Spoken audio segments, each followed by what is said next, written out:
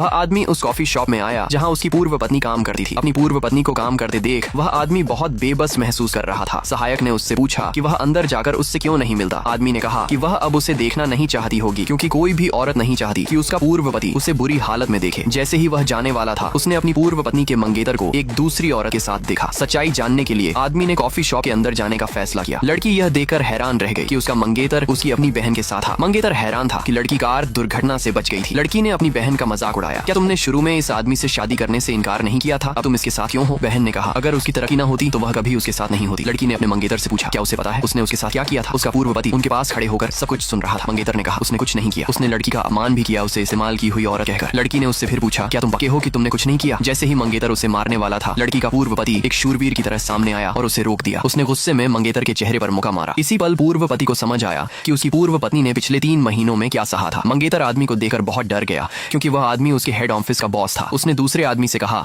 कि पति का कर्तव्य अपनी पत्नी की रक्षा करना होता है, न कि तुम्हारी तरह उसके जज्बातों के साथ धोखा करना। बहन ने आदमी से पूछा, क्या तुम्हारा तलाक नहीं हो गया? इसी पल मंगेतर को पता चला कि लड़की की बहन भी उस आदमी को जानती थी। पता चला कि 3 साल पहले उस आदमी ने लड़की के परिवार को चेतावनी दी थी। वह नहीं चाहता था कि किसी को लड़की से उसकी शादी के बारे में पता चले, और कहा था अगर किसी ने बताया तो वह उन्हें इस शहर से गायब कर देगा। बहन ने जल्दी से कहा वह उस आदमी को बिल्कुल नहीं जानती। मंगेतर ने भी जल्दी में आदमी से माफी मांगी और कहा कि वह आदमी की ब्रांच का प्रभारी है। उसने यह भी पूछा, क्या उनके बीच कोई गलतफहमी है? आदमी ने पूछा, तुमने लड़की को क्यों मारा? मंगेतर ने कहा, लड़की ने उसे धोखा दिया था। इसी पल आदमी को पता चला कि उसकी पूर्व पत्नी ने बिल्कुल शादी नहीं की थी। इस समय मंगेतर ने कहा वह कभी उसके जैसी बेकार लड़की से शादी नहीं करेगा। उसने लड़की के पूर्व पति का भी अपमान किया, उसे बेकार मूर्ख कहकर, लेकिन वह नहीं जानता था लड़की का पूर्व पति उसके सामने खड़ा ताकतवर आदमी था।